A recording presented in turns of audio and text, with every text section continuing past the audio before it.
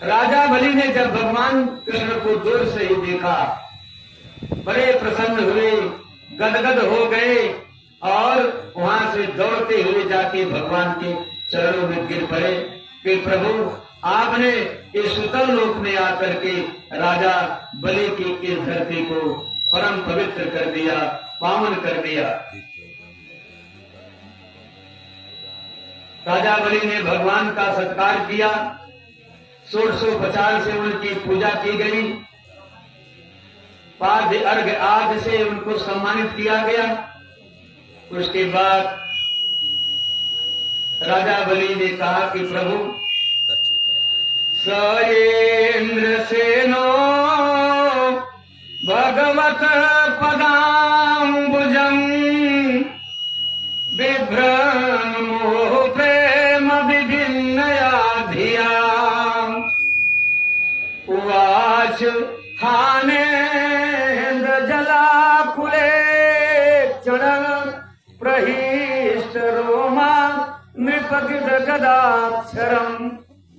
हे प्रभु, आपको देख करके, आपको निहार करके मेरा पूरा शरीर पुलकित हो गया है, प्रेम के आंसू बह रहे हैं, मेरे रोमावलियां खड़ी हो गई हैं, मैं आपकी क्या सेवा करूं। तो भगवान ने कहा, राजा बलि, स्वयंभू मनवंतर में स्मर, उद्गीत, परिश्वंग, पतंग, क्षुद्रभेद, धिषणी, ये 6 पुत्र ब्रह्मा जी के शाप से शापित हो गए और हिरण्याक्ष के घर में असुर योग में पैदा हुए और हमारी योग माया ने उन 6 पुत्रों को देवकी के गर्भ में डाल दिया, जिनको महाराज कंस ने मार दिया। कंस ने उसका वध कर दिया और माता देवकी उन पुत्रों के लिए बहुत व्याकुल है, उन्हें देखना चाहती है और वे आपके पास ही हैं। तो मैं आपसे निवेदन करता हूँ। बोला, प्रभु निवेदन मत कीजिए, आपका निवेदन नहीं, आपकी आज्ञा मुझे चाहिए। बोले, राजन, उन्हीं पुत्रों को एक बार आप दे देते तो मैं अपनी माता को दिखा देता, बहुत ही विकल है। तो राजा बलि ने कहा, ठीक है प्रभु, उन 6 पुत्रों को ला करके दे दिया। बलदाऊ और कृष्ण उसको लाए और माता को समर्पित कर दिए। माता ने बड़े लाड़ प्यार से उनको पलक उनके सिर को सूंघा और प्रेम में, वात्सल्य में उनकी छाती से दूध बहने लगा, क्योंकि माँ की वो ममता जो पूर्ण नहीं हो पाई थी। जिस माँ का दूध पिया नहीं गया और उसके भाई ने उसका वध कर दिया, आज उन पुत्रों को देख करके गदगद हो गई, बहुत प्रसन्न है, नाच रही है, झूम के गा रही है। मुरली वाले, मुरली वाले, गोकुल वाले, मुरली वाले, गोकुल वाले, तुमको लाखों प्रणाम, तुमको लाखों प्रणाम।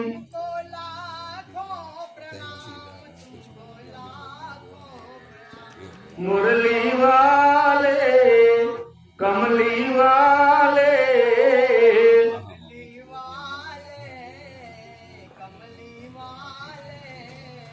तुमको लाखों प्रणाम, तुमको लाखों प्रणाम।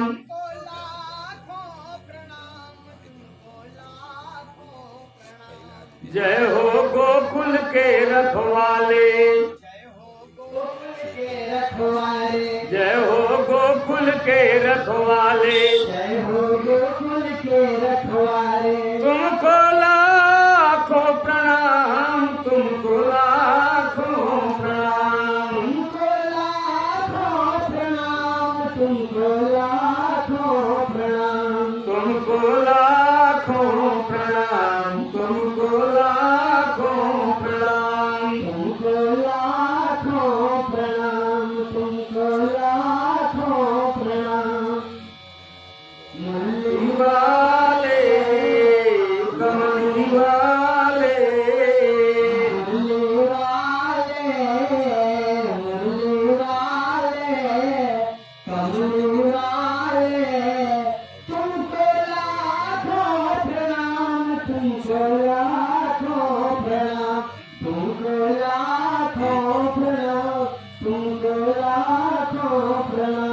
अभिवादन होता है, आशीर्वाद मिलता है।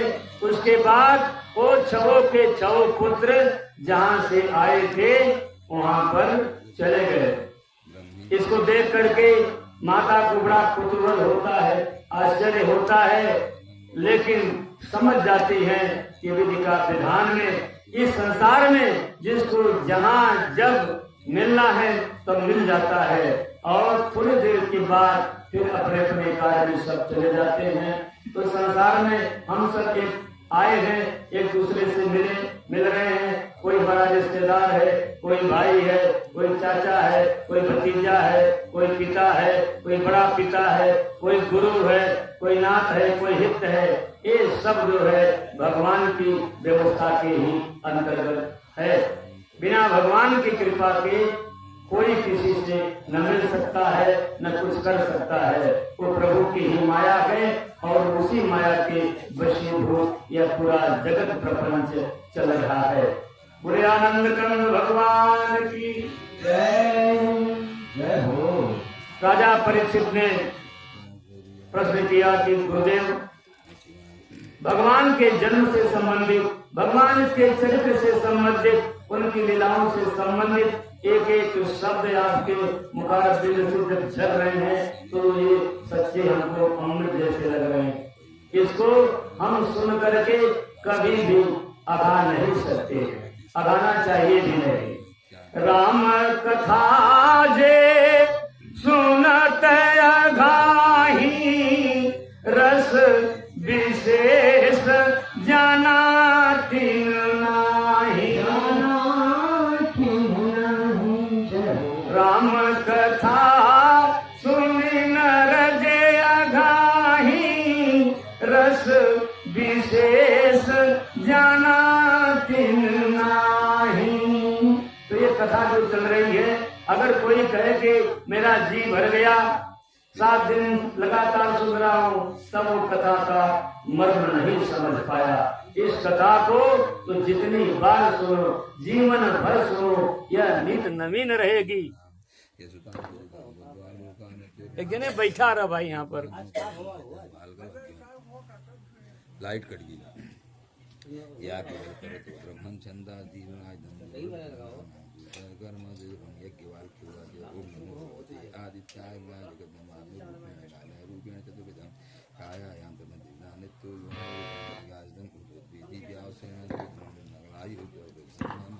थोड़ा आप लोग बोला भी करिए, माई की रहे तभी आवाज करिए। Hello hello.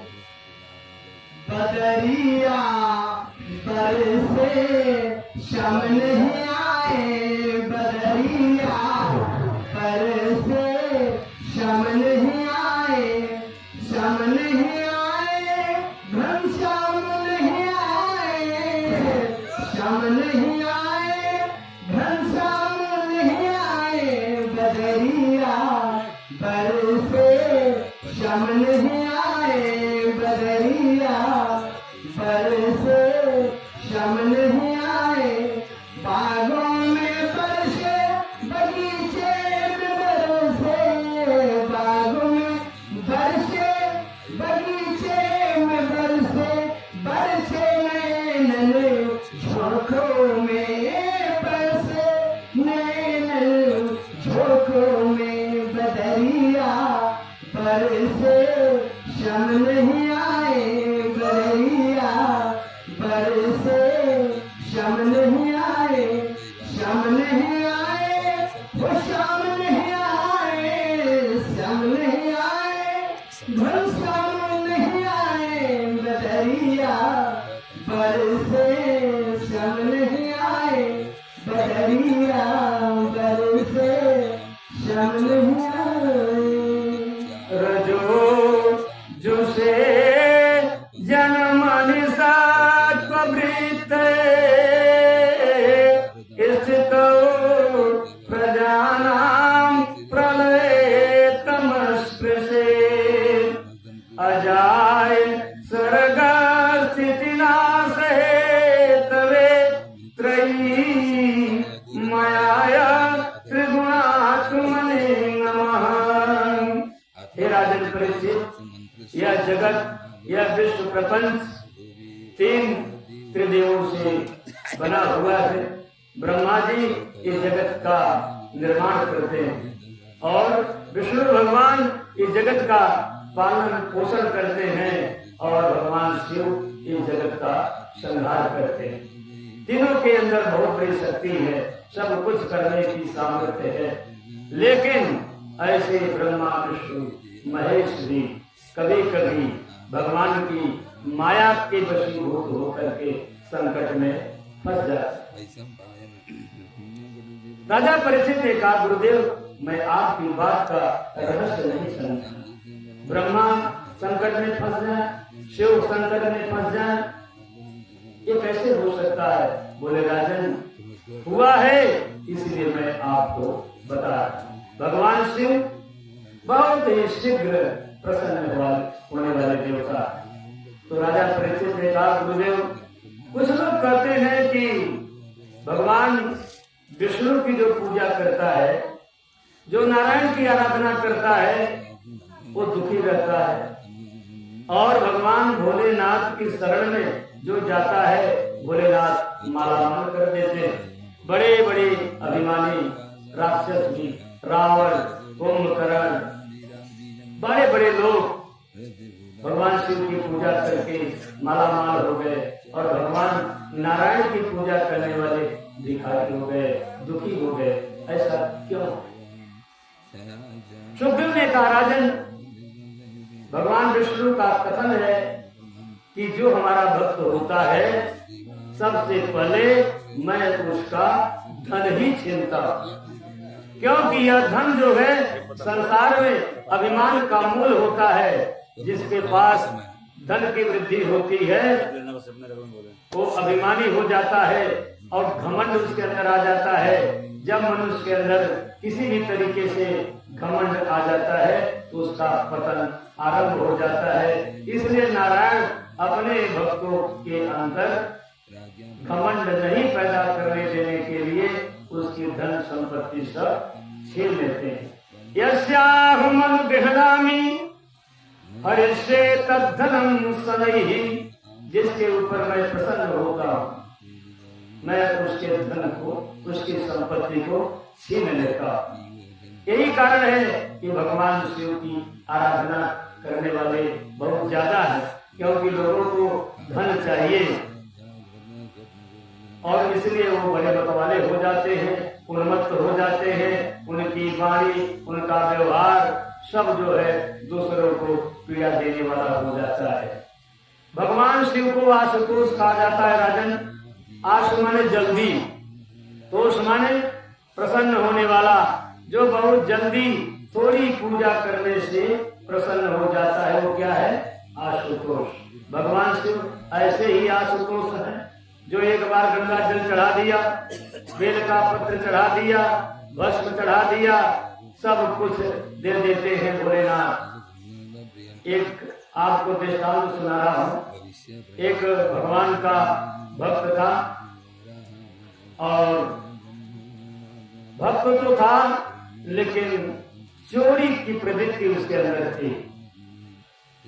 दूसरे के धन को चुराता था और जब सब लोग शिवरात्रि पर्व पर शिव के मंदिर में चले जाते थे, गांव के बाहर मंदिर था बड़ी ऊंचाई पर, तो वह चोर देखता था अब गांव के सारे लोग मंदिर में हैं और मैं अब अपना काम करूं, लोगों के घर से बाल्टी, बर्तन, सोना, चांदी सब कुछ चुरा लेता। शिवरात्रि का एक पर्व था और सब लोग गए थे। रात के 1 बजे करीब जो आचार्य जी थे वो माइक में बोल रहे थे, जो भगवान शिव को गंगा जल चढ़ा देता है, फूल चढ़ा देता है, भगवान सब कुछ दे देते हैं, सोना चांदी सब कुछ। चोर के कान में पड़ा तो सोचा कि पंडित जी ये गलत बोल रहे हैं कि सही बोल रहे हैं। अगर सही बोल रहे हैं तो मैं भी जो है भगवान शिव को आज जल चढ़ाऊंगा, फूल चढ़ाऊंगा, बेलपत्र चढ़ाऊंगा, भस्म चढ़ाऊंगा और देखता हूँ भोलेनाथ हमारी मनोकामना पूर्ण करते हैं। हमें बहुत कुछ मिल गया चोरी करने के लिए, लेकिन मुझे सोना नहीं मिला। और उसकी तलाश में हूँ। आज मैं पूजा करूंगा, गांव वाले आ जाए तो मैं शिव मंदिर में जाऊं। 2-2:30 बजे तक गांव वाले अपने अपने घर में आ गए। अब चोर जाता है और शिव मंदिर की सीढ़ियों पर चढ़ता है। ऊपर चढ़ गया, त्रिविध समीर बह रही है, शीतल मंद सुगंध, मीठी मीठी हवा, बड़ा अच्छा उसको लग रहा है। तो किसी भक्त ने लिखा है, भक्त शिव का एक चला है, भक्त शिव का एक चला है, शिव को मनाने के लिए, शिव को मनाने के लिए भक्त शिव का एक चला है, भक्त शिव का एक चला है, शिव को मनाने के लिए, भक्त शिव का एक चला है, भक्त शिव का एक चला है, शिव को मनाने के लिए भक्त शिव का एक चला है। अब जो है चल दिया।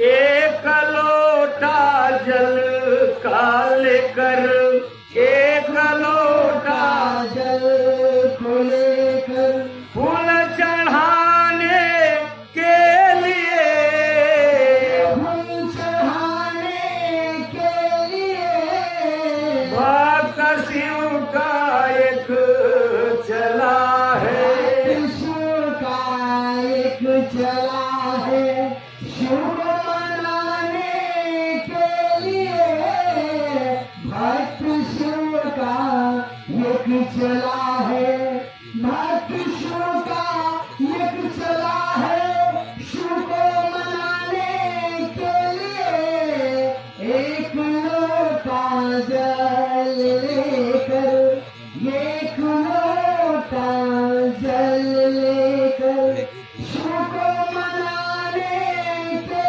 लिए भक्त शिव का चला है। लोटा में पानी लिया, फूल तोड़ा, बेलपत्र लिया, भस्म लिया और भगवान की पूजा करने के लिए धोती में कांच लपेटा और धोती पहन करके ओम नमः शिवाय का, ओम नमः शिवाय का जप करते हुए मंदिर में प्रवेश करने वाला है। पहुंच गया अंदर, जल चढ़ाया, फूल चढ़ाया, जल चढ़ाया, फूल चढ़ाया, पूजा सारी कर लई, पूजा सारी कर लई, हाथ जब ऊपर उठाया, हाथ जब ऊपर उठाया, घंटा बजाने के लिए, हाथ जब ऊपर उठाया, हाथ जब ऊपर उठाया, घंटा बजाने के लिए भक्त शिव का एक चला है, भक्त शिव का एक चला है, शिव को मनाने के लिए, भक्त शिव का एक चला है, शिव को मनाने के लिए एक लोटा जल लेकर, एक लोटा जल लेकर शिव को मनाने के लिए सारी पूजा कर लिया, जल भी चढ़ा दिया, बेलपत्र भी चढ़ा दिया, भस्म भी लगा दिया। उसके बाद जैसे ही घंटा बजाने के लिए ऊपर हाथ देता है तो उस चोर के मन में आज देखो लालच उमड़ पड़ी है। जीवन भर की उसकी जो कामना थी कि सोना मिल जाए, वो घंटा जो बधा था वो 20 किलो का एक सोने का घंटा था। चोर के मन में आज लड्डू फूटने लगे। देख कर सोने का घंटा, देख कर सोने का का घंटा पाप मन में आ गया, देख कर सोने का घंटा, देख कर सोने का घंटा, पाप मन में आ गया, देख कर सोने का घंटा। पाप मन में आ गया, हो गया तैयार अब वह, हो गया तैयार यार अब घंटा चुराने के लिए। हो गया तैयार वह, हो गया तैयार वह, घंटा चुराने के लिए। हो गया तैयार वह, घंटा चुराने के लिए। अब उस चोर की जो वासना थी भड़क उठी। चोर तो था ही, बड़े मुश्किल से वैराग्य पैदा हुआ था स्वार्थ में कि भगवान शिव की पूजा करूंगा तो हमारी इच्छा पूर्ण हो जाएगी। और आज देखो उसको फल मिलता जा रहा है। घंटा सोने का था, सोचा कि अब तो इसको चुराना है, लेकिन चुराए कैसे? घंटा बहुत ऊंचाई पर था। अब चोर का हाथ पहुंच नहीं पा रहा था। इधर उधर देखा, कहीं कुर्सी मिल जाए, सीढ़ी मिल जाए, कोई पत्थर मिल जाए, चढ़ करके तोड़ लूं, लेकिन नहीं, कुछ नहीं मिला। बाहर देखा, सब गांव वाले उठा ले गए सीढ़ी। बहुत चकित हो गया, क्या करूं, परेशान हो गया। मिला हुआ आज एक खजाना नहीं ले पा रहा हूं। तब देखो उसके अंदर से ही ज्ञान पैदा हुआ। उसने सोचा कि ये जो शिवलिंग है इस 6-7 फुट का, इतना बड़ा शिवलिंग देखा भी नहीं था। सोचा अगर इस शिवलिंग पर मैं चढ़ जाऊंगा किसी तरीके से, त्रिशूल उसूल पकड़ करके, और धीरे से घंटा उठा लगा। चढ़ गया शिवलिंग पर और उसको छोड़ लिया। छोड़ ही रहा था, तब तक भगवान शिव बम बम बम बम करते हुए उस मंदिर में प्रतिष्ठित हो गए। और भगवान शिव को देख करके वह चोर डर गया कि भगवान शिव के ही दरबार में शिव का ही घंटा में चुराते हुए पकड़ा गया। निवेदन किया कि प्रभु मुझे माफ कर दीजिए, मैंने बहुत बड़ी धृष्टता की है। आपके ही मंदिर में आपकी ही पूजा करते हुए मैं और कुछ नहीं किया, चोरी करके पकड़ा गया। तो भगवान शिव ने कहा, नहीं बेटा, तूने तो आज वो काम करके दिखाया कि इस संसार में मेरा कोई भक्त आज तक किया है। बोला प्रभु वो क्या कर दिया मैंने? तो कह रहे हैं, लोग चढ़ाए बेल पतरी, लोग चढ़ाए बेल पतरी, तू तो सारा चढ़ गया। लोग चढ़ाए बेल पतरी, लोग चढ़ाए बेल पतरी, तो सारा चढ़ गया। लोग चढ़ाए बेल पतरी, तो सारा चढ़ गया। हे पुत्र, लोग सुबह से शाम तक बेल पत्र चढ़ा करके ये भी नहीं सोचते कि भोलेनाथ सांस भी लेंगे। ऊपर से जल की धारा, दूध की धारा, दही सब कुछ चढ़ा देते। लेकिन तू आज अपने आप को समर्पित कर दिया, स्वयं को चढ़ा दिया। अब इससे बड़ा और कौन सी पूजा होगी? तुम जो कुछ मांगना हो मांग लो, वरदान अब कोई मांग लो, वरदान अब कोई मोक्ष पाने के लिए मांग लो, वरदान कोई मोक्ष पाने के लिए। भक्त शिव का एक चला है, भक्त शिव का एक चला है, शिव को मनाने के लिए। प्रत्येक शिव का चला है, शिव को मनाने के लिए। भक्त एक चला है। तो भगवान शिव ऐसे अवधरदानी हैं, आशुतोष हैं, सब कुछ दे देते हैं। और उस चोर से कहा जो मांगना हो मांग लो बेटा, तो कहता है प्रभु आपका दर्शन हो जाए, इससे बड़ी संपत्ति और क्या हो सकती है। अब कछुना तन चाहिए मोरे, दीन दयाल अनुग्रह तोरे। दीन दयाल अनुग्रह तोरे। हे भगवान अब मुझे कुछ नहीं चाहिए, बस मैं सदा आपको याद करता रहूं, आपकी पूजा करता रहूं। तो राजन परीक्षित जी को गुरुदेव सुखदेव जी कहते हैं भगवान शिव ऐसे अवधरदानी हैं, सब कुछ दे देते हैं। एक बार माँ पार्वती ब्रह्मा जी के पास गई और कही कि ब्रह्मा जी आपने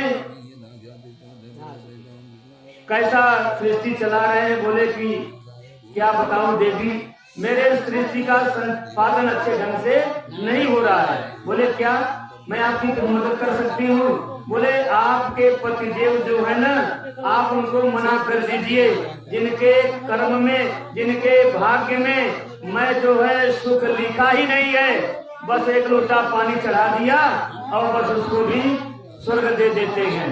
जिनके बाल लिखी लिपि मेरी, सुख की नहीं निशानी, तीन रंकन को नाक चढ़ावत हम आयो कटवानी। इसलिए मैं तो बहुत दुखी हूँ। आपके भोलेनाथ ऐसा दान करते हैं। ब्रह्मा जी ने व्यंग भी कर दिया, कहीं ऐसा न हो कि दान देते देते कहीं आपको भी न दे बैठे। बोले आनंद कंद भगवान की, बोले शंकर भगवान की। तो राजन भगवान शिव ऐसे आशुतोष हैं। अपनी आशुतोषता में भगवान शिव एक बार संकट में पड़ गए। बोले कैसे प्रभु।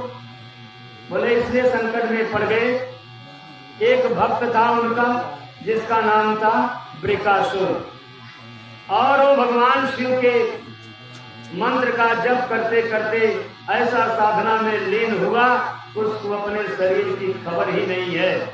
दीमकों ने पूरे शरीर को ढक दिया। भगवान शिव उसकी भक्ति से प्रसन्न हुए और जा करके बोले बेटा वृकासुर, तपस्या को छोड़ो, तुझे क्या चाहिए वो हमें बताओ। तो वृकासुर ने, जिसका नाम भस्मासुर भी था, आप लोग भस्मासुर के नाम से ज्यादा जानते हैं उसको, तो उस भस्मासुर ने कहा कि प्रभु मुझे एक ऐसा वरदान दीजिए, अगर आप मेरे ऊपर प्रसन्न हैं तो मैं जिसके सिर पर हाथ रख दूं और वह भस्म हो जाए। अब भगवान शिव ने विचार भी नहीं किया कि यह समस्या, यह वरदान मेरे ऊपर खुद भी आ सकता है। कहा ठीक है बेटा जाओ, आप जिसके सिर पर अपना हाथ रखोगे वो भस्म हो जाएगा। वृकासुर बड़ा प्रसन्न हुआ कि आज मुझे ऐसा वरदान मिला, अब तो मैं पूरे त्रिलोकी पर राज्य करूंगा, बड़े बड़े लोगों के सिर पर हाथ रख करके उनको मार डालूंगा। जिनके सुंदर सुंदर स्त्रियां होंगी उनके सिर पर भी हाथ रख के उनकी पत्नी का अपहरण करूंगा। उसका उद्देश्य गलत हो गया। पूजा करना, सिद्धि प्राप्त करना गलत नहीं है, लेकिन सिद्धि मिल जाने के बाद उस सिद्धि का इस्तेमाल करना, उसका उद्देश्य अगर सही नहीं है तब कुछ भी सही नहीं है। वृकासुर ने सोचा कि शिव जी के पास यस्यांकेत विभात भूधर सुता देवा पगा मस्तके भाले बाल विधुर गले से गरलम यस्यो रसी व्याघ्रा स्वयं भूत विभूषण सुरवर सर्वाधिप सर्वदा सर्व सर्वत्र शिव सदैव श्री शंकर। यस्यांकेत विभात भूधर सुता, यस्य अंकेत जिसके अंक में, जिसकी गोदी में भूधर सुता हिमालय की पुत्री पार्वती जी विराजमान है, जो बहुत ही सुंदरी, अनन्य सुंदरी। वृकासुर ने देखा कि ये पार्वती तो बहुत सुंदर है, इस त्रैलोक्य में इससे सुंदर तो कोई स्त्री हो ही नहीं सकती, कितने आभूषणों से सजी हुई है। अगर ये हमें मिल जाए तो हमें और क्या चाहिए। इसलिए आज मैं शिव के ऊपर ही अपना हाथ रखूंगा, शिव को भस्म करूंगा और उनकी अर्धांगिनी को मैं प्राप्त करूंगा। शिव जी ने उसकी मनसा को जान लिया, सोचा कि ये तो मैंने वरदान दिया और स्वयं संकट में पड़ गया। हमें आप भी कभी कभी ऐसे संकट में पड़ जाते हैं, अपनी बात करके बाद में पश्चाताप होता है कि मैंने उस समय ऐसा बोल क्यों दिया, मुझे ऐसा नहीं बोलना चाहिए। भोलेनाथ वहां से भागना शुरू किए, अगर भागूंगा नहीं तो मैं मर जाऊंगा, और भागना जब शुरू कर दिए तो पीछा कर लिया, बहुत दौड़ाया, पूरा भूमंडल भ्रमण करा दिया। तो भगवान नारायण ने देखा कि भोलेनाथ आज इतने संकट में पड़ गए हैं, मेरे रहते मेरे भोलेनाथ को संकट हो। तो उन्होंने ध्यान किया कि ये क्यों भाग रहे हैं और ये दौड़ा क्यों रहा है। तो भगवान जान गए कि यह पार्वती के लोभ में भगवान भोलेनाथ का पीछा किया हुआ। तुरंत उन्होंने पार्वती माता का रूप बनाया, जितना सुंदर थी उससे ज्यादा सुंदर हो गए, और बोल उठे, यो वृकासुर, व्यर्थ में क्यों दौड़ रहे हो, मैं तो तुमको जब से देखे हूँ मैं तो तुम्हारी दीवानी हो गई हूँ। इस भोलेनाथ को, इस भंगी अड़भंगी सांप बिच्छू गले में लपेटने वाले को मैं पसंद भी नहीं करती। मैं तो तुम्हारी हूँ, तुम्हारी होके रहूंगी, रुक जाओ, कहाँ भाग रहे हो। देखा कि एक सुंदरी स्त्री स्वयं समर्पित हो रही है मुझे, रुक गया। बोले क्या करे हो देवी, जो कर रही हो सही है। बोले बिल्कुल सही है, मैं इनके साथ नहीं रहना चाहती हूँ, आपके साथ रहूंगी। तो सोचा कि अब तो बिना खेल किए ही पूरा हमें जीत मिल गई। तो कहा ठीक है देवी चलो हमारे साथ। बोले ऐसे नहीं चलूंगी, एक शर्त है हमारी, अगर आप उसे पूर्ण कर देंगे तो मैं आपके साथ चलूंगी। बोला बताइए क्या शर्त है। बोले जो हमारे भोलेनाथ है ना, ये नटवर वेशी धारण करते हैं और ये एक ऐसा नृत्य करते हैं, इनका बायां हाथ कमर पर और दायां हाथ इनके सिर पर टेढ़ा होके नाचते हैं। वो ठुमुक ठुमुक नाच को देख करके मैं मुग्ध हो जाती हूँ। वो नाच अगर आप मुझे दिखाओ तो बिना उस नाच के देखे मैं जलपान नहीं करती हूँ, मेरी यही शर्त है। इसीलिए इनको छोड़ के मैं किसी से वर्ण नहीं करती, किसी से प्रेम नहीं करती हूँ। लेकिन आज तुम हमारे लिए लालायित हो, तुम्हारे अंदर के भाव को जान करके मैं अपनी इच्छा व्यक्त कर देती। अगर तुम नाचो तो मैं चलूं, का इसमें कौन सी बड़ी बात है। सूझ जुआरी आपन दारू, उसको तो अपना काम बनाना है, का अभी नाचू। बोले तुरंत नाचिए, शीघ्र से शीघ्र फलम। और तुरंत जो है इसे करता है, तुमका मारता है और वही भस्म हो जाता है। ये है हमारे भगवान नारायण जो शिव को महान संकट से बचाए हैं। ऐसे भगवान नारायण के चरणों में हम आप सबकी ओर से, आपके परिवारी जनों की ओर से, आपके नाथ रिश्तेदारों की ओर से मैं प्रणाम करता हूँ। बोलिए भगवान शिव की, बोलिए नारायण भगवान की जय। भाई देखो कितने लोग हो तो बोलते जय, जैसे क्या कहे। मैं कल भी कहा था कि जयकारा जब भी बोलो हृदय से बोलो। बोले आनंद कंद भगवान की जयकारा बोलने से ही होता कल्याण है, श्रोतागण जब मिलता ये लाभ है। जयकारा करने से ही होता जग कल्याण है, श्रोतागण सच्चा इसमें प्यार है। व्यास गंध व्यासपीठ बैठकर उपशोन का बढ़ता है, वेद पवित्र आत्मा का शुभ तब अवसर मिलन का होता है। जयकार बोलने से दोस्तों, जयकार बोलने से श्रोतों जग का कल्याण होता है। अगर मैं बोलूंगा राजा राम तो जितने पुरुष वर्ग हैं वो बोलेंगे सीताराम सीताराम। और जितनी माताएं बहनें हैं वो बोलेंगी राधे श्याम राधे श्याम। चलिए कीर्तन धुन में मस्त हो जाए। राजा राम राजा राम राजा राम राजा राम सीताराम सीताराम सीताराम सीताराम राधे श्याम राधे श्याम राधे श्याम राधे श्याम सीताराम सीताराम सीताराम सीताराम राजा राम राजा राम राजा राम राजा राम राजा राम राजा राम राजा राम राजा राम। आप लोग भूल जाते हैं, मैंने क्रम बताया कि मैं राजा राम बोलूंगा, पुरुष वर्ग सीताराम, आप लोग स्त्री बन जा रहे हो। राजा राम राजा राम राजा राम राजा राम सीताराम सीताराम सीताराम सीताराम राधे श्याम राधे श्याम राधे श्याम राधे श्याम सीताराम सीताराम सीताराम सीताराम। बोले आनंद कंद भगवान की। सुखदेव जी ने कहा कि राजन परीक्षित कुछ आराम कर लो, आसन बदल लो, प्यास लगी हो तो पानी पी लो। कहा गुरुदेव पानी पीने की बात आप बार बार कहते हैं, आप हमारे गुरु हैं, लेकिन हमें ये अच्छा नहीं लगता। मुझे आपके मुख से निकली हुई अमृत कथा को पीने के अलावा दुनिया के कोई किसी भी स्वादिष्ट पदार्थ में रुचि नहीं होती।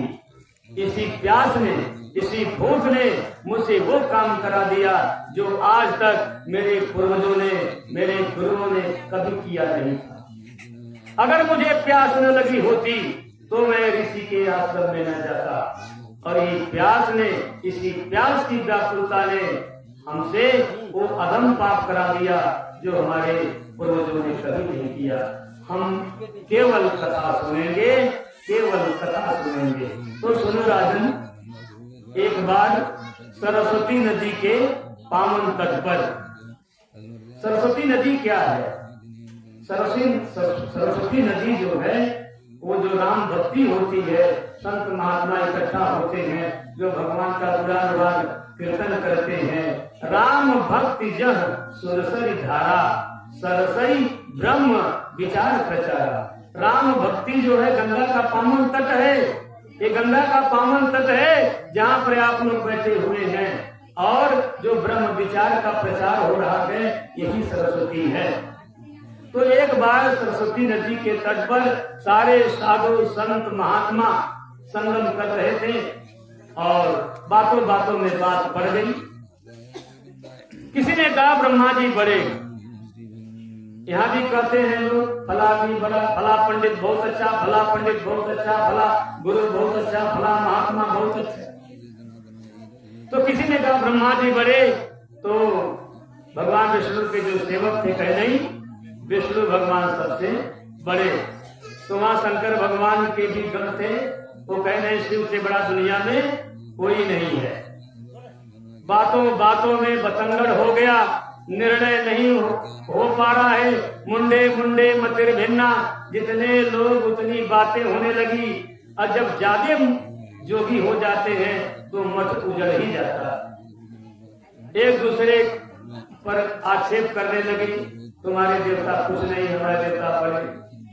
किसी तरीके से भृगु जी ने सभी को समझाया बुझाया कि शांत रहिए, हम संत महात्मा आपस में किसी बात को लेके लड़ेंगे तो दुनिया पर क्या प्रभाव पड़ेगा, कौन बड़ा है कौन छोटा है, इसका निर्णय मेरे ऊपर छोड़ दीजिए।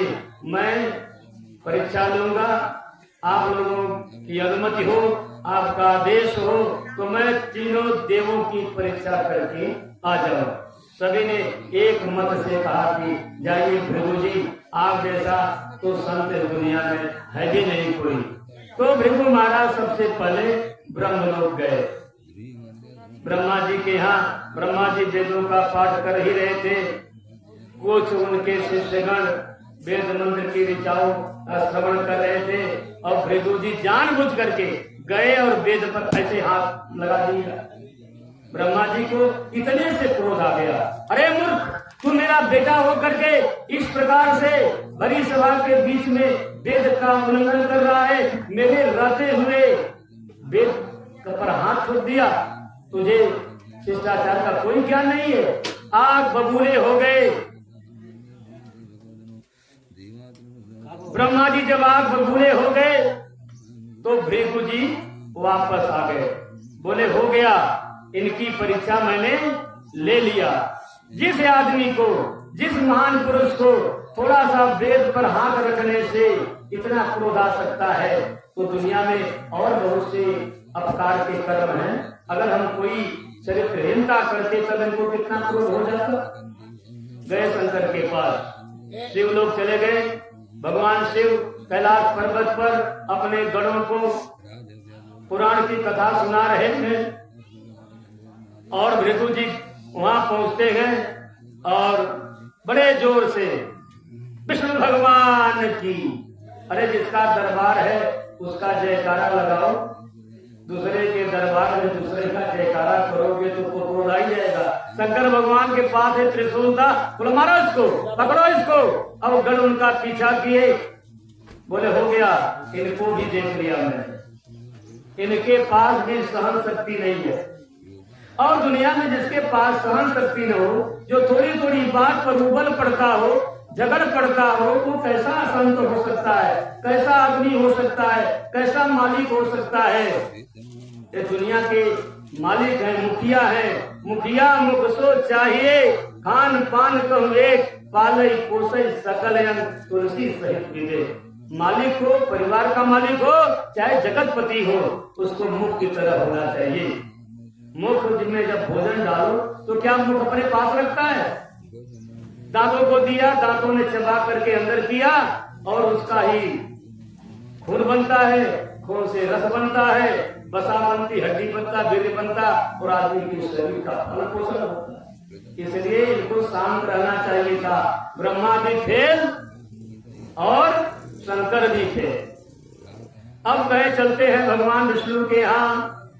श्रीमन नारायण नारायण नारायण, श्रीमन नारायण नारायण नारायण, लक्ष्मी नारायण नारायण नारायण, लक्ष्मी नारायण नारायण नारायण, श्रीमन नारायण नारायण नारायण, श्रीमन नारायण नारायण नारायण।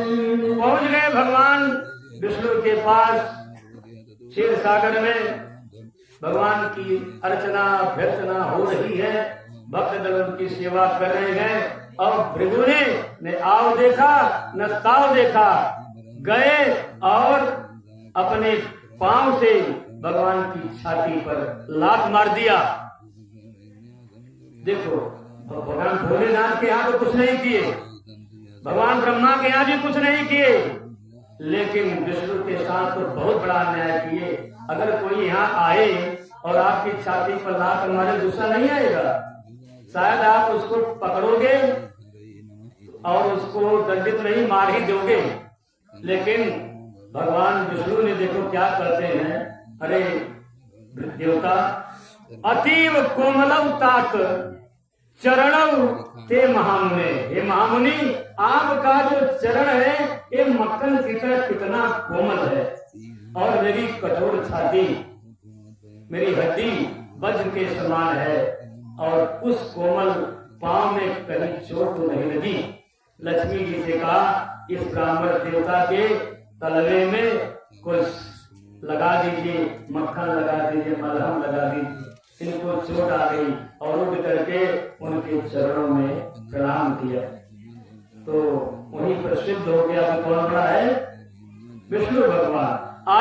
बड़े हर्षित हैं। सभा में आए ऋषियों ने कहा कि भृगु जी, लगता है कि आपने अपना काम पूरा कर लिया। बोले हाँ, इस संसार में तीनों देवों में सबसे बड़े हैं नारायण, जो कि सहन करते हैं, तभी तो पृथ्वी के पति हैं। पृथ्वी हमारी कितनी सहती है, अभी आगे कथा आने वाली है। दत्तात्रेय के 24 गुरुओं की, जिसमें पृथ्वी भी एक उनका गुरु है। तो पृथ्वी पर कितना पाप होता है, फिर भी सहन करती है। ऐसे धर्मी पति नारायण हैं जो सब कुछ सहन करते हैं, इसलिए वे महान हैं, वे बड़े हैं, इसलिए उनकी ये पूजा हो रही है। ये श्रीमद् भागवत की कथा, ये महापुराण विष्णु का ही आकार है, विष्णु का ही घर है, विष्णु इसमें निवास करते हैं। आप भागवत को प्रणाम कर ले, दूर से भी प्रणाम कर लेंगे तो ये जो है भगवान विष्णु को प्रणाम है। और जो एक बार भी प्रणाम कर लेता है उसको जानते हो क्या मिलता है? पुनर्जन्म उसको नहीं होता। लाख दान कर दो, पुण्य कर दो, आपको जो है अश्वमेध यज्ञ का फल मिलेगा, लेकिन कृष्ण प्रणामी न पुनर्भवाव, कृष्ण को प्रणाम करने वाले का पुनर्भव, पुनर्जन्म नहीं होता है। ऐसे नारायण की जय हो। प्रेम से बोले विष्णु भगवान की, बोले सियावर रामचंद्र की, बोले विष्णु भगवान की, बोले शंकर भगवान की, बोले शिव भगवान की, बोले कृष्णचंद्र भगवान की जय हो। परीक्षित हाथ जोड़े हैं, आंखों से आंसू बह रहा है। पहले ही बताया गया है, जो भगवान की कथा को सुनकर जिनकी आंखों से आंसू नहीं बहते, जिनके रोंगटे नहीं खड़े हो जाते, जिनके अंदर के पाप जलते नहीं, जिनको पश्चाताप नहीं होता कि मैंने कुछ गलती किया है, ऐसा नहीं करना चाहिए, तो कथा सुनने का क्या फर्क। तो ऐसे नारायण आप सबकी रक्षा करें, हमारी रक्षा करें, वक्ता की रक्षा करें, श्रोता की रक्षा करें, जगत का कल्याण करें। प्रसन्न है परीक्षित, मुस्कुरा रहे हैं और सुखदेव की कथा सुना रहे हैं। न वो थक रहे हैं, न वो थक रहे हैं। जब वक्ता ही नहीं थकेगा तो श्रोता नहीं थकेंगे, लेकिन आजकल तो वक्ता नहीं थकते, श्रोता थक के चले जाते हैं, उठ के चले जाते हैं। कभी कभी ऐसा होता है कि वक्ता अकेले रह जाता है, कोई श्रोता ही नहीं रहता। बोले आनंद कंद भगवान की जय। ऐसा नहीं करना भाई।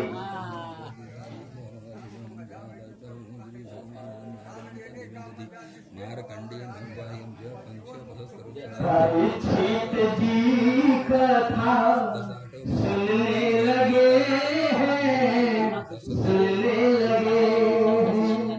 परीक्षित जी कथा सुनने लगे हैं, सुनने लगे हैं। राजा होकर, राजा होकर चिंतित हुए हैं, चिंतित हुए हैं। भोगों का दंड सर पर चढ़ने लगा है, चढ़ने लगा है। परीक्षित जी कथा सुनने लगे हैं, सुनने लगे हैं।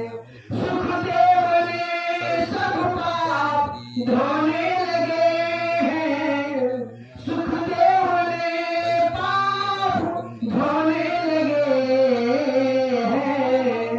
परीक्षित जी कथा सुनने लगे हैं, सुनने लगे हैं।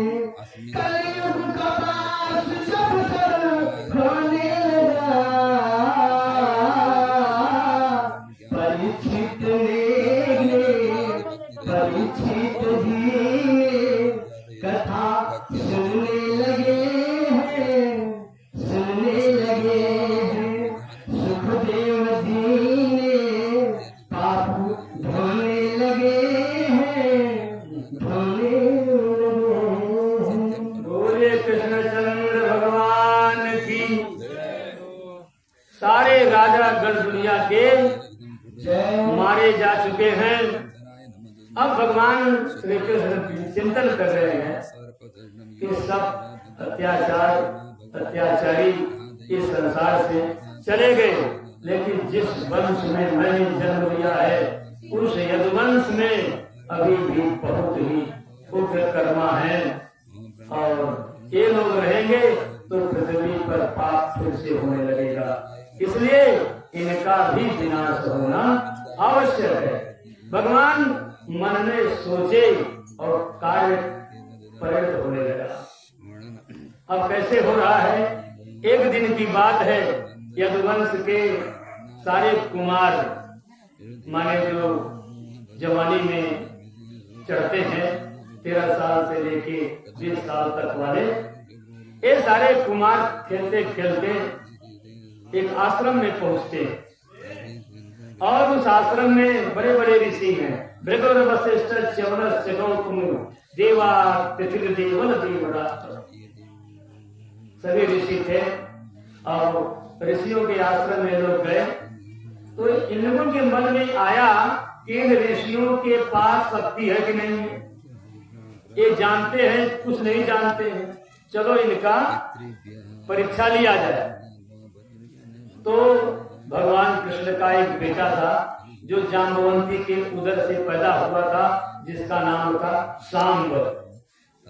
जाम्बवंती को बहुत दिन तक पुत्र नहीं जब हुए तो किसी ने कहा कि भगवान भोलेनाथ की पूजा करो, तो सांब माने अंबिका सहित भगवान भोले की पूजा किया, और भोलेनाथ ने उसको एक पुत्र दिया जिसका नाम भी पड़ गया सांब। बड़ा ही सुंदर, स्त्रियों जैसे उसके स्वभाव, कोमल शरीर। तो उन बच्चों ने सोचा कि सांब को स्त्री बना दिया जाए, उसको साड़ी पहना दिए और उसके पेट पर कपड़े बांध दिए, पेट थोड़ा फूल गया। अब कहे चलो संतों के पास, आज उनसे पूछा जाएगा इस बेटी के पेट में लड़का है कि लड़की।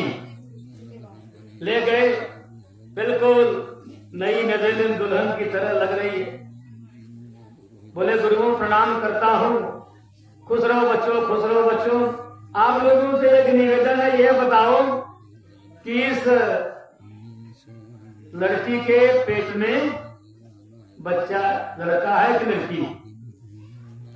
तो दुर्वासा ऋषि थे, दुर्वासा आप जानते बहुत दुष्ट थे। अरे मूर्खों, तुम लोग हम लोगों से मजाक कर रहे हो, हमारा परिहास कर रहे हो, जाओ, न बेटा होगा न बेटी होगा, इसके पेट में एक मूसल होगा और जो तुम्हारे यदुवंश का विनाश करे।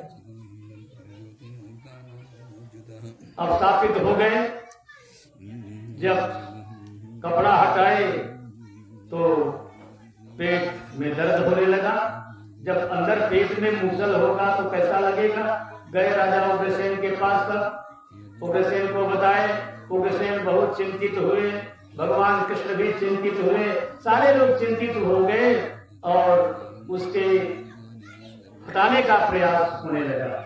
उसके बाद कुछ लीलाएं भगवान की और होने लगी। राजन परीक्षित, इस संसार में गुरु परम आवश्यक है। गुरु श्रुषया ज्ञानम, गुरु की सेवा करने से ज्ञान पैदा होता है।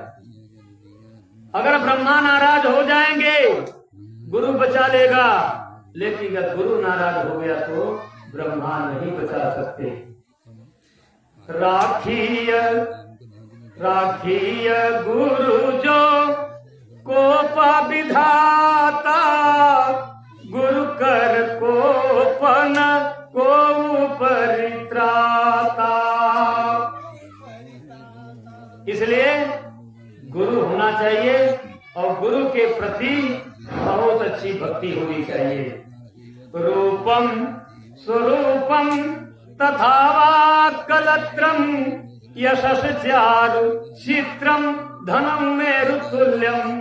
शरीर बहुत सुंदर हो, रूपम स्वरूपम, पूरा कलत्र परिवार हो, और यशस चारु चित्रम, पूरे संसार में यश हो, धनम में रुतुल्यम, धन इतना हो जितना सुमेरु पर्वत हो, लेकिन इतना होने के बावजूद भी गुरोरंग पद में मनस चेन लग्नम, ततः किम ततः किम ततः किम ततः किम। जय हो। ये सब होने के बाद भी अगर गुरु के प्रति भक्ति भाव नहीं हुई तो ये सब व्यर्थ है। इसलिए गुरु का सम्मान करना चाहिए। तो राजन, मैं आपको एक कथा बता जा रहा हूँ। महाराज यदु जिस वंश में भगवान श्री कृष्ण का जन्म हुआ और अपने गुरु के पास उनका संवाद होने लगा, तरह तरह की बातें हुई, राजनीति शास्त्र की बातें हुई।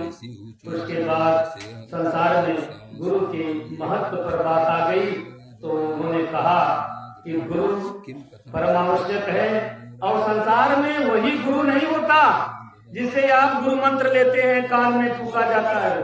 संसार के बहुत से ऐसे जीव हैं जो गुरु की तरह हमें उपदेश करते रहते हैं। आप अपने भाई से, अपनी माँ से, परिवार से, समाज से हमेशा कुछ न कुछ सीख सकते हैं। राजन, दत्तात्रेय भगवान के अवतार थे और बहुत बड़े विद्वान थे। उन्होंने अपने जीवन में 24 गुरुओं को अपनाया। कितने गुरुओं को? 24 गुरुओं को, एक गुरु नहीं, 24 गुरुओं से सीखा।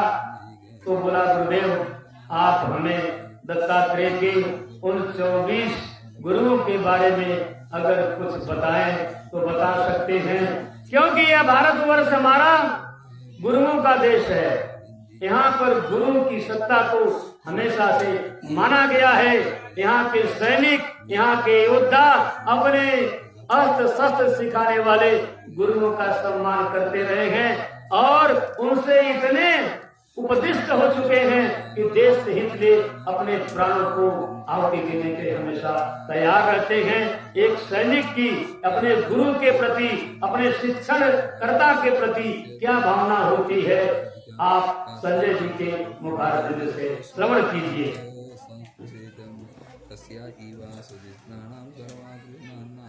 गुरु की होगी निंदा जगत में, गुरु की होगी निंदा जगत में, बैठे हैं हृदय जग संचालन हारी, संचालन हारी।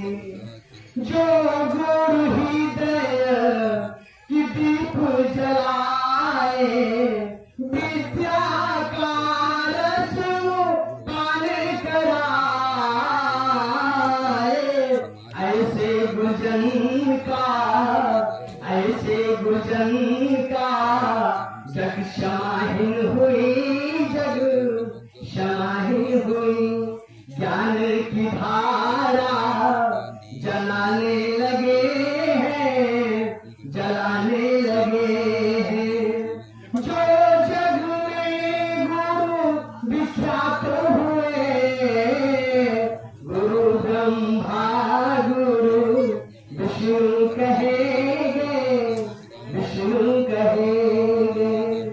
गुरु की ओर जगत जग नाही, गुरु से उड़े जगत जग नाही, जगत जग नाही।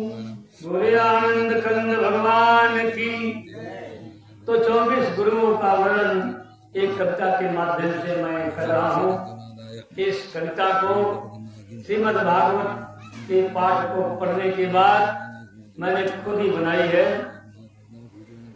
आओ दो तुम्हें बताए परम ज्ञान की बात है, दत्तात्रेय ने 24 गुरु से शिक्षा ली दिन रात है, दत्तात्रेय ने 24 गुरु से शिक्षा ली दिन रात है। गुरु से 24 गुरु से शिक्षा ली दिन रात है। आओ दो तुम्हें बताए परम ज्ञान की बात है, आओ तुम्हें बताए परम ज्ञान की बात है। दत्तात्रेय ने 24 गुरु से शिक्षा ली दिन रात है। गुरु जी जन से शिक्षा ली है, ज्ञान है। कहते हैं देखो, सहन शक्ति धरती से सीखा, सहन शक्ति धरती से सीखा, वृक्ष नदी से परहित भाव। नदी से परहित भाव। इस पृथ्वी से हमें सीखना चाहिए कि सहन शक्ति कैसे होनी चाहिए। इस पृथ्वी पर हम पाप भी करते हैं, कूड़ा करकट गंदगी सब कुछ करते हैं। इस पृथ्वी के लिए भाई वध कर दे रहा है, ये सब कुछ सहन करती है हमारी पृथ्वी। इसलिए इस पृथ्वी माता से सहन कैसे करना चाहिए ये हमें सीखना चाहिए। और वृक्ष नदी से, वृक्षों से और नदी से क्या परहित का भाव। वृक्ष कबहु नहीं फल बखै, नदी न संचय नीर, परमारथ के कारणे सगुन धरा। वृक्ष जो है हमेशा फल लोगों के लिए, कभी अपना नहीं खाता। और नदी बहती है दूसरों के पानी पीने के लिए, स्वयं नहीं। तो इनसे क्या सीखना है कि हमें परोपकार करना चाहिए। परहित सरिस धर्म नहीं भाई, पर पीड़ा सम नहीं अधमाई। तो परहित का भाव वृक्ष से और नदी से सीखो। फिर आगे कहते हैं, प्राण वायु संतोष सिखाती, बुद्धि न विकृत होय पाए। प्राण वायु संतोष सिखाती, जो प्राण वायु है, जो हवा बह रही है, इससे हमें ये सीखना चाहिए कि हम संतुष्ट रहें हर पल में, हर जगह। हमारी बुद्धि बिगड़े न, हमारी बुद्धि विकृत न हो पावे। उसके बाद कहते हैं, आसक्त न होता पवन कहीं पर, हर जगह जगत में जात है।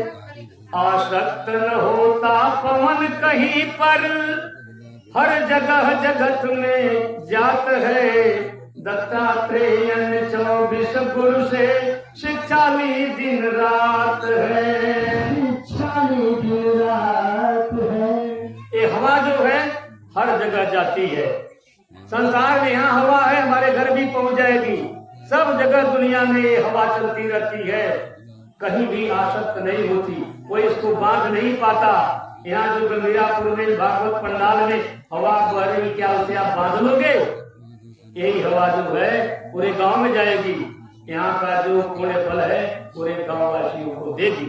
तो ये पवन से हमें शिक्षा लेनी चाहिए, ये भी हमारा गुरु है। फिर कहते हैं, आकाश अखंड विराट कहे, जल पावनता बतलाता है। जल पावनता बतलाता है। अग्नि सदा व्यापकता का सर्वभक्ष कर जाता है।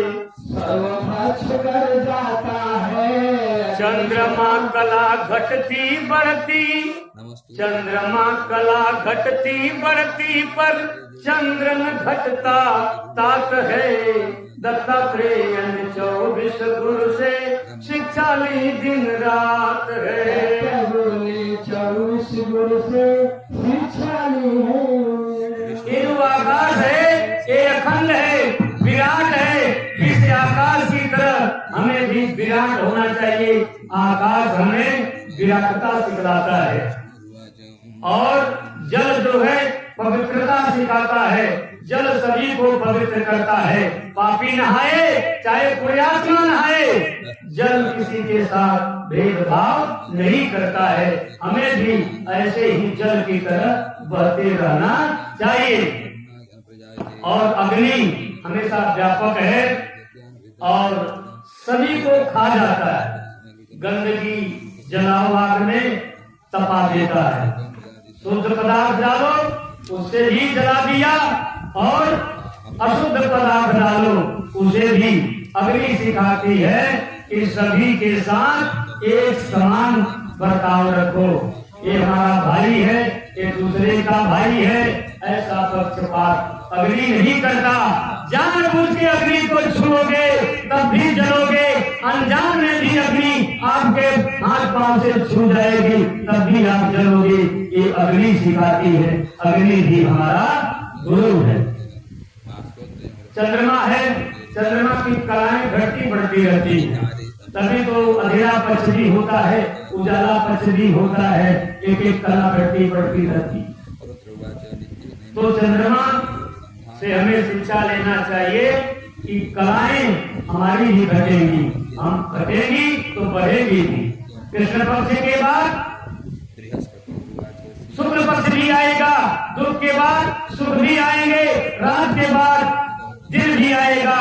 इसलिए कभी भी जीवन में निराश नहीं होना चाहिए। आज दुख है तो भगवान सुख भी देगा, लेकिन अगर सुख है ये मान के चलो कि दुख भी आ सकता है। अगर इन दोनों बातों का आप ध्यान रखेंगे तो आपके अंदर अभिमान नहीं होगा और आप कभी भी दुखी नहीं होंगे। फिर आगे बताते हैं कि उद्धव जी, विषय ग्रहण और त्याग सूर्य से गृह आसक्ति कबूतर। विषय ग्रहण और त्याग सूर्य से गृह आसक्ति कबूतर। अजगर जैसा उदासीन गांधीर्य भाव समुंदर। सौंदर्य लोभ में पड़ा पतिंगा, नाश करे सब जात है।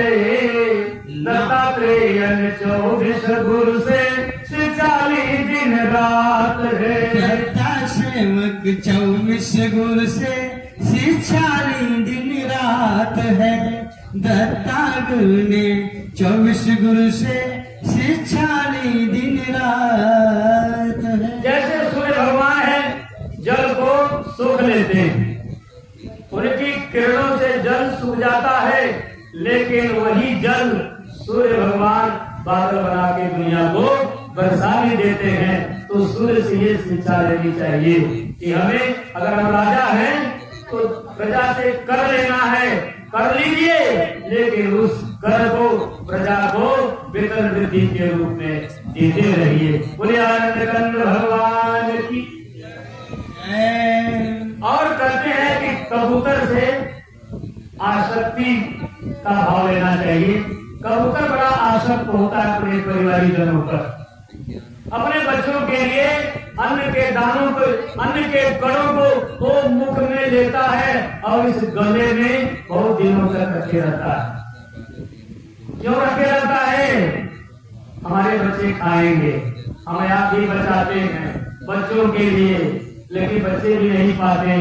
धनानि भूमौ पशवस्य गोष्ठे, नारी गृहद्वार सखा श्मशाने, देहस्थितायां परलोक मार्गे, धर्मानुगो गच्छति जीव एकः। इस संसार में आपका कुछ भी नहीं है, आप जितना भी बचा लेंगे अंत समय में आपका नियत स्थान पर पड़ा रह जाएगा, बैंक में रह जाएगा, कार नहीं दे पूछता कि आपका पैसा कहाँ है। और अगर घर में गाड़ दिया जमीन में तो वहीं पड़ा रह जाएगा, और मर जाएंगे तो कोई साथ नहीं जाता है। जिसे बड़ा अनुराग है, प्रेम है, सब दरवाजे तक साथ देते हैं। केवल परलोक मार्ग में जाने के लिए आपका घर नहीं जाएगा, आपका सुकर नहीं जाएगा, जग में रह जाएंगे प्यारे तेरे बोल। इसलिए अपने व्यवहार को बड़ा ही संतुलित रखो और सभी के साथ अच्छा भाव रखो। कहते हैं अजगर जैसा उदासीन। एक अजगर है, वो चलता ही नहीं है, और कोई आ गया तो खा लिया। अजगर चले अड़ाई कोस, बहुत धीरे धीरे चलता है। अजगर करे चाकरी, पंछी करे काम, और दास मलुका कह गए सबके दाता राम। कोई नौकरी नहीं करता, किसी शिकार के लिए दौड़ता भागता नहीं, कोई आ गया बस ले लिया।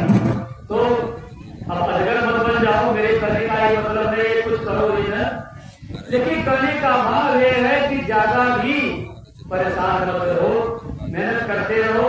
कर्मण्येवाधिकार से मां फलेषु कदाचन, कर्म में अधिकार है, करो, फल मिले, फल अच्छा भी मिल सकता है, खराब भी मिलेगा। पहले मान के चलो कि अच्छा मिलेगा, बुरा मिलेगा, मिल गया बुरा तो कोई दुख नहीं होगा, अच्छा ही होगा, अच्छा ही हो गया, मिल गया बुरा तो आप 8 फेल हो जाएगा। कहते एक पतिंगा है, पतिंगा किसी भी दीपक को देखता है जलते हुए आ जाता है, क्योंकि वो सौंदर्य का लोभी है और उसको चूमना चाहता है। सौंदर्य को, उस पदार्थ को चूमते चूमते वो जल के मर जाता है। इसलिए पतंग से यह शिक्षा ले लो कि दुनिया में सारी चीजें जो चमक रही हैं वो हमारे उपभोग के लिए नहीं है। बहुत सी चीजें चमकती हैं, लेकिन हर चमकने वाली चीज हीरा नहीं होती है। इसलिए बड़े ही सावधानी से अपना व्यवहार संयमित करो।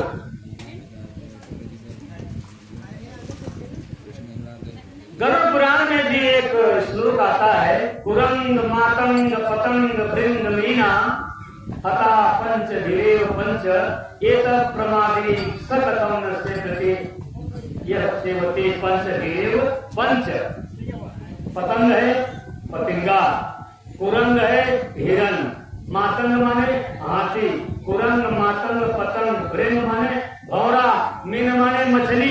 ये 5 जीव याद करो, 24 गुरु मत याद हो, लेकिन ये 5 जरूर याद रखो। ये हमें शिक्षा देते हैं कि हम एक रोग से पीड़ित हैं। कुरंग को क्या है? जय हो। कुरंग जो है, जो हिरण होता है, वो किसी भी अच्छे गीत को सुनता है तो कान उठा के खड़ा हो जाता है।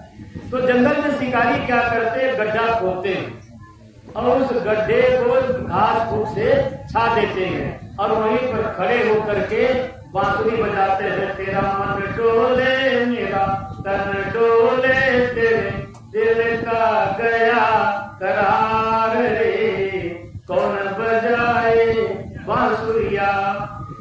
तो जब उस धुन को सुनता है तो हिरण आ जाता है और वहीं पर जहाँ कुआं खोदा है पांव रखता है और नीचे गिर जाता है और बधिकगण उसको रस्सी से पकड़ करके शिकार कर ले। कुरंग, पतंग, पतंग माने ये जो पतिंगा जो जल जाता है, इसकी कथा पहले ही बता दी। कुरंग, मातंग माने हाथी, हाथी को एक रोग है, हिरण को रोग है सुनने का और हाथी को रोग है छूने का। हाथी एक ऐसा प्राणी है, संसार के किसी भी वस्तु को जब पाता है तो पहले धक्का मारता है, लपेटता है, सोड़ से लपेटेगा, छूने का रोग है हाथी को। तो उसको भी ऐसे मारते हैं, प्लास्टिक का हाथी बना देंगे, कुआं खोद देंगे, जंगल से हाथी आएगा और उस प्लास्टिक के हाथी से लड़ना चाहेगा और कुएं में गिर जाएगा। तो एक रोग से मारा गया हाथी, एक रोग से मारा गया हिरण और एक रोग से मारा गया पतिंगा। कुरंग, मातंग, पतंग, भृंग माने भौरा, भौरे को एक चीज का लोभ है, इसका सूंघने का। जलेबी बन रही है, भौरा पहुंचेगा, सूंघते सूंघते जलेबी में गिर जाएगा, डूब जाएगा और मर जाएगा। कमल के कोष में जाता है सायंकाल कमल की गंध को सूंघने के लिए, और जब सूर्यास्त होता है कमल संकुचित होता है, भौरा उसी में दब करके बेचारा मर जाता है। तो भौरा मारा गया किससे? सूंघने से। और कुरंग, मातंग, पतंग, भृंग, मीना, मछली, मछली को एक रोग है खाने का। कोई भी चीज है पानी में पाएगी और तुरंत वो मुंह बांधेगी खाने के लिए। आपके पाँव में कहीं जो है चोट लग गई और आप पाँव डाल दीजिए, मछली वहीं पहुंचेगी और आपका वो गंदा खून पिएगी। तो मछली को रोग है खाने का। एक एक रोगों से ये 5 जीव मरते हैं और हम क्या हैं? ये असाधि बहुव्याधि, हमको तो 5 रोग है। खाने को चाहिए बढ़िया, छूने को चाहिए बढ़िया, गद्दा मसलन सब कुछ, और गीत चाहिए बढ़िया सुनने को, देखने के लिए अच्छी स्त्री से शादी हो जाए, अच्छे पुरुष से शादी हो जाए, पतिंगा तो हम बने हुए हैं। तो ये पांचों रोग हमें घेरा है, तो हम बचेंगे कैसे? इसलिए कहते हैं दत्तात्रेय जी, इनसे कुछ शिक्षा ले लो। एक रोग से ये मर रहे हैं, हम तो पांचों रोग से हैं, तो पांचों रोगों की दवा कहाँ मिलेगी? इसी भागवत कथा में मिलेगी, इसी कृष्ण चरित्र में मिलेगा। कृष्ण का रूप देखो, कृष्ण से सुंदर इस संसार में कोई भी नहीं है, न कोई स्त्री है, न कोई प्रेमी है, न प्रेमिका है, न प्रेमी है। आपको देखने का रोग मिटेगा, खाने का जो चरणामृत पंचामृत बनता है, दूध दही घी शहद चीनी से, उससे बड़ा दुनिया में स्वादिष्ट पदार्थ हो ही नहीं सकता। और वो मंदिर में आपको मिलेगा, वो भी आपकी वासना पूरी होगी। सुनने को गीत मिलेंगे, अच्छे अच्छे भजन आरती बजेगी, आपको कान का रोग भी मिटेगा।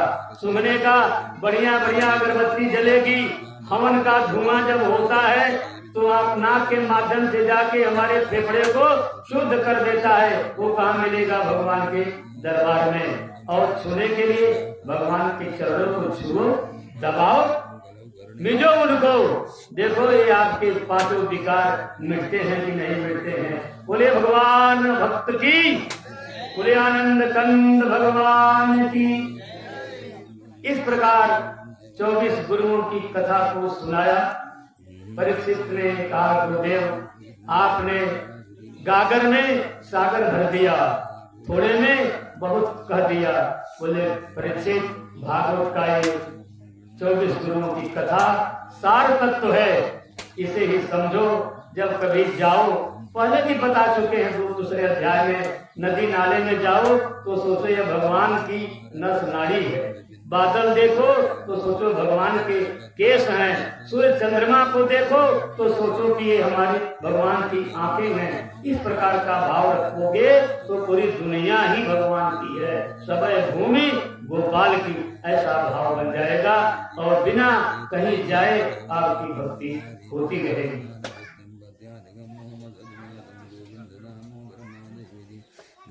राजन परीक्षित,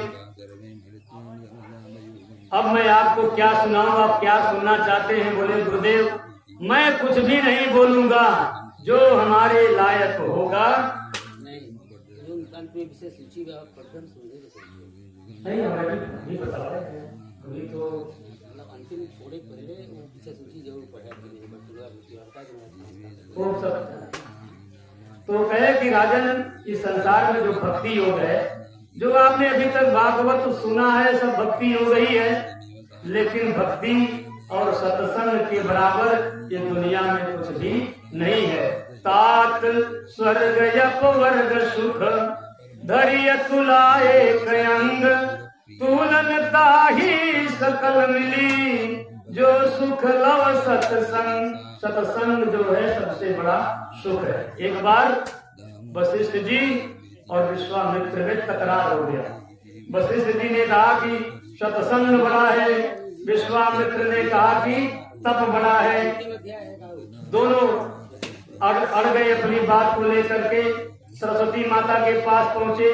सरस्वती ने कहा मुझे नहीं पता कौन बड़ा है।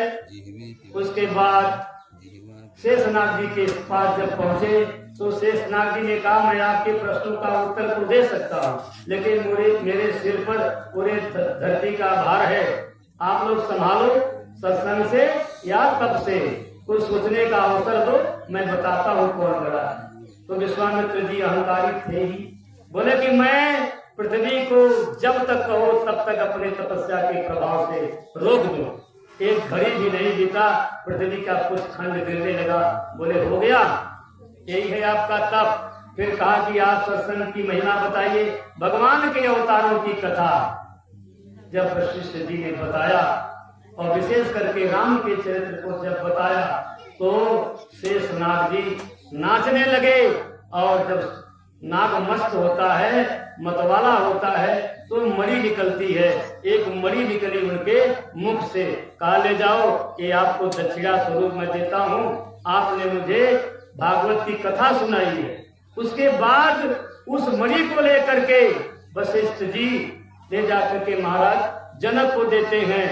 उनके मित्र थे और वही मणि मुद्रिका बनाई जाती है, विवाह में सीता को पहनाया जाता है और वही सीता राम को अंगूठी देती है गंगा के तट पर, और वही अंगूठी भगवान श्री राम हनुमान को देते हैं और वही अंगूठी हनुमान जी अशोक वन में जाकर के जब सीता के पास गिराते हैं तो सीता जी कह बैठती हैं कि जीत को सकई अजय रघुराई माया तेज रच नहीं जाई।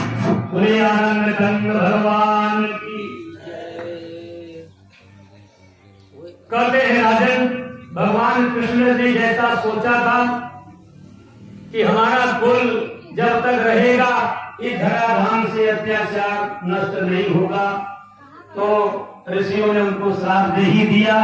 एक दिन की बात है, सारे यदुवंश के बालक यमुना नदी के तट पर खेलते खेलते आपस में झगड़ा कर गए और जो मुसलमान जो शाम के पेड़ से उसे महाराज उग्रसेन ने कारीगरों के द्वारा चूर्ण बनवा करके समुद्र में फेंक दिया और वहां पर केरल घास पैदा हुई। उसी घास को उखाड़ कर एक दूसरे के ऊपर सब प्रहार करने लगे, एक दूसरे को मारने लगे। भाई भाई को मारता है, बाप बेटे को मारता है, सब जो है मार मार करके नष्ट हो गए। इस प्रकार यदुवंश का जब संहार हुआ तो भगवान श्री कृष्ण ने सोचा कि अब मैं भी अपनी लीला का स्मरण करूंगा, और रामावतार की उनको बात याद आ गई जब बाली ने कहा था, प्रभु आपने मुझे धोखे से मारा है, छल से मारा है और मैं भी चाहता हूँ कि मैं भी आपको मारूं।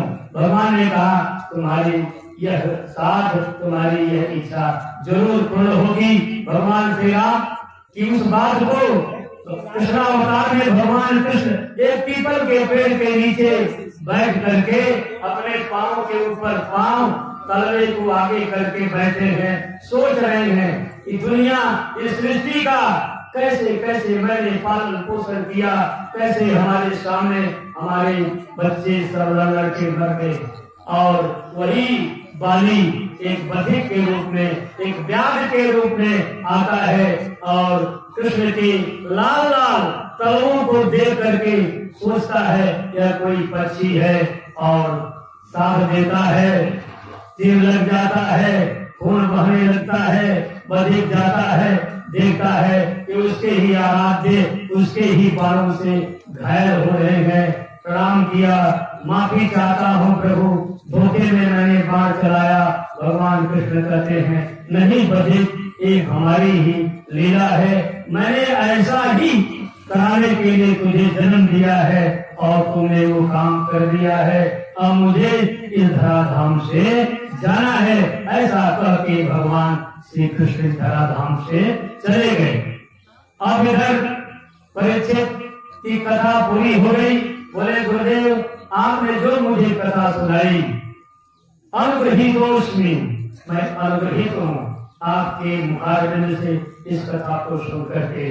अब ये भी गए है राज कर्मचारी परीक्षित को एक शीश महल में बंद कर दिए कि हो सकता है वो तक्षक नाग कहीं से आ जाए। इधर भगवान की कथा को सुन करके परीक्षित मुक्त हो गए हैं। उनके मन में ये भाव हुआ कि तक्षक ही नहीं, ये दुनिया का कोई भी आदमी तक्षक बन के मुझे मार दे काट दे, मुझे अब मरने का डर नहीं है। जो भगवान की कथा सुन लेता है उसका डर सदैव के लिए समाप्त हो जाता है। मर तो पहले ही गए, लेकिन लोक लीला का विस्तार करने के लिए सीते के महल में उनके पुत्र जन्मेजय ने सारी व्यवस्था कर दी है। अब कोई सांप आएगा तो देखा जाएगा। तक्षक नाग का भी समय आ ही गया है, क्योंकि ऋषि का सांप था। तक्षक जा रहा है। राजा ने भिगोरा पिटवा दिया था राजा के कर्मचारियों ने कि कोई नाग आएगा, राजा को काटेगा, राजा की मृत्यु हो जाएगी। लेकिन अगर किसी झाड़ने वाले को सांप का जो मंत्र जानता हो, अगर कोई ऐसा आदमी हो जो गिरधर नाग के जहर को दूर कर सके वो महाराज परीक्षित के पास आ सकता है, आधा राज्य प्रदान कर दिया जाएगा। एक ब्राह्मण देवता थे, बड़े ही गरीब थे। जब उन्होंने ये सुना, उनको धन का लोभ नहीं है, लेकिन उनको अपनी कला का जरूर अभिमान है कि मैं अपनी कला का प्रदर्शन करूंगा। और वहां से चलते हैं, मैं भी चलता हूँ। एक चौराहे पर तक्षक नाग और वह ब्राह्मण मिल जाते हैं। तो तक्षक पूछता है, ब्राह्मण देवता मैं प्रणाम करता हूँ, आशीर्वाद देते हैं। बोले कहाँ चले जा रहे हैं आप? बोले मैं जा रहा हूँ महाराज परीक्षित की राजधानी हस्तिनापुर में। बोले किस लिए? बोले आज उनको एक तक्षक नाग आएगा, वो काटेगा, और मैं सांप का मंत्र जानता हूँ। कोई कैसा भी आदमी को कोई भी निर्धर ना काट दिया हो, मैं बचा लूंगा।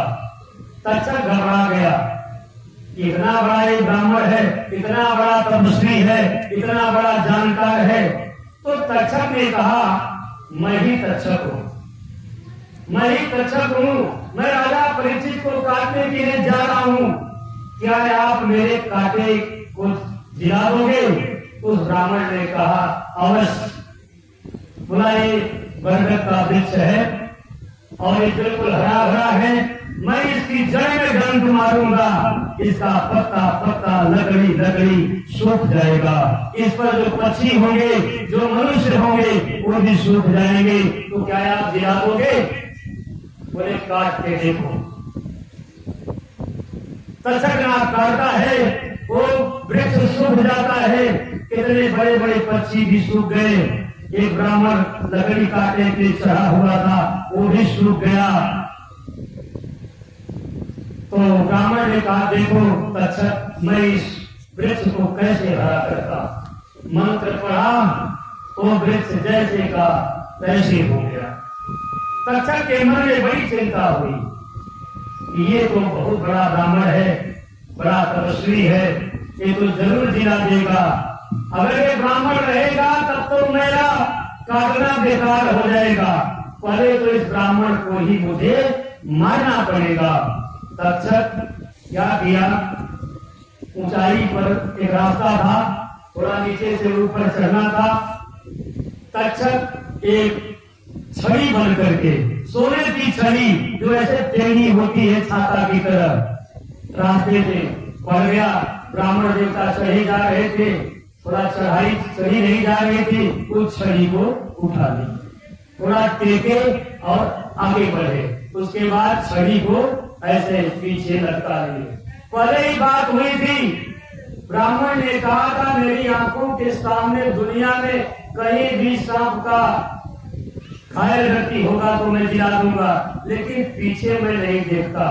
तो तक्षक इस कमजोरी को पहले ही जान लिया और जैसे ही पीठ पे रखा, ब्राह्मण देवता वहीं पर धराशायी हो गए। इससे यह शिक्षा मिलती है, कभी भी अपने गुप्त रहस्य को कभी भी किसी से नहीं बतानी चाहिए। चला गया तक्षक, राजधानी में जा रहा है, कहीं से जगह नहीं मिल रही है जाने की। चप्पा चप्पा बिल्कुल सिल दिया गया, शीश महल में थे, कैसे जाए। छोटा सा रूप बनाया एक कीड़ा का, पूजा करने के लिए आरती होती है, राजा नित्य प्रतिदिन पूजा करते थे। पूजा के फूल में, पत्तों में छोटा सा कीड़ा बन करके तक्षक चला गया। जैसे ही राजा के मंत्रीगण महाराज परीक्षित को माल्यार्पण करते हैं, माला चढ़ाते हैं गले में, वह सांप उनके हृदय में डंक मारता है और महाराज परीक्षित वहीं पर भस्म हो जाते। जय हो।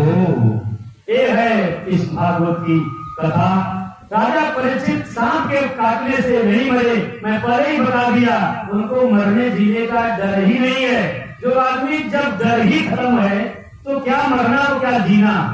लेकिन श्राप था, ये लीला भी की गई।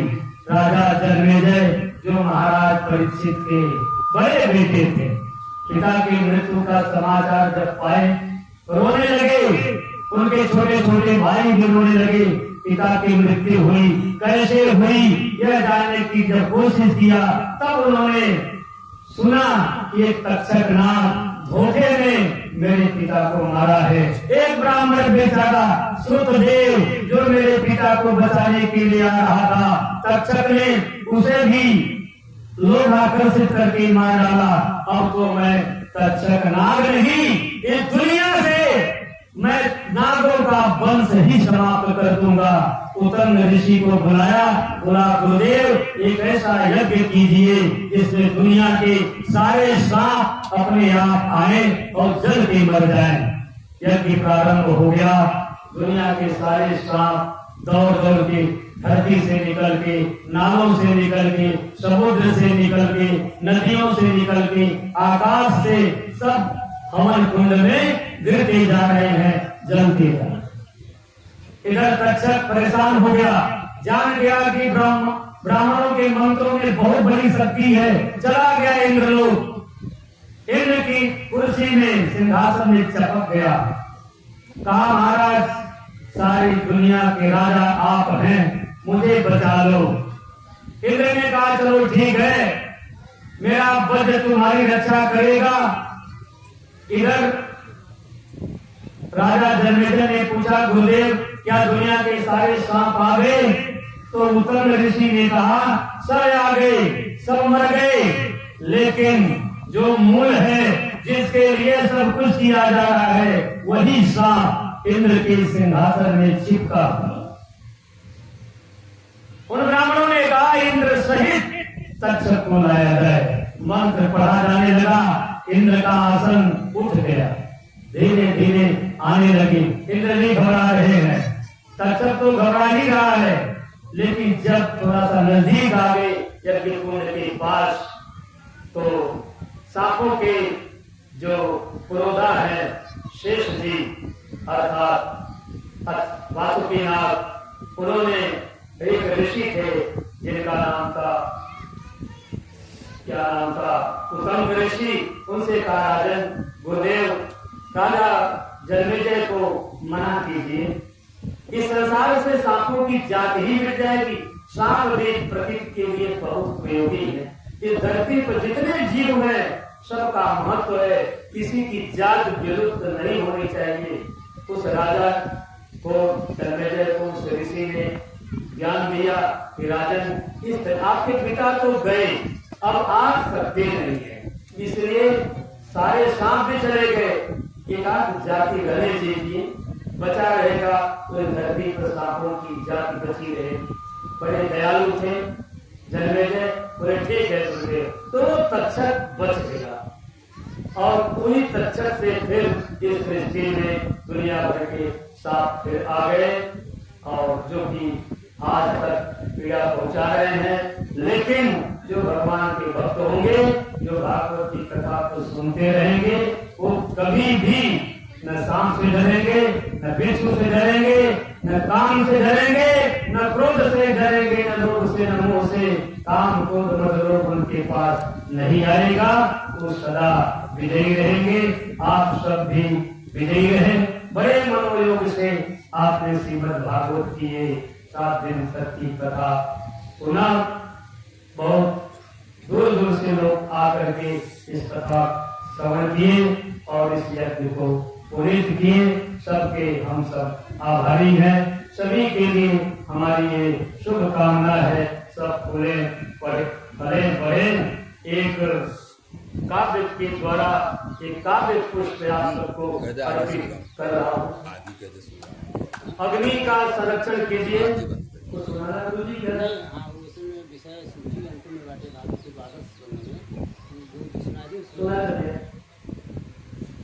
बोले कृष्णचंद्र भगवान की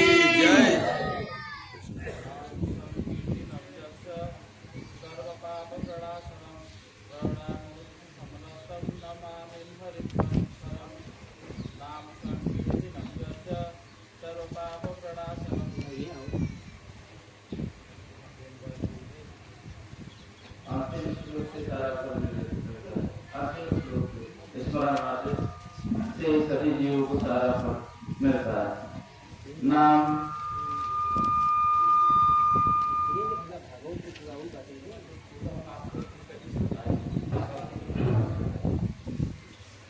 नाम संकीर्तनं यस्य सर्वपापप्रणाशनं प्रणामो दुःखसमस्तं नमामि हरिपरं नाम संकीर्तनं यस्य सर्वपापप्रणाशनं प्रणामो दुःखसमस्तं नमामि हरिपरं नाम संकीर्तनं यस्य सर्वपापप्रणाशनं प्रणामो दुःखसमस्तं नमामि हरिपरं तदीयं गतु गोविन्दं तुभ्यमेव समर्पये तेन त्वं रतिमे यस्य शाश्वतीं बोलिए श्रीमद्भागवत महापुराण की जय नारायण भगवान की जय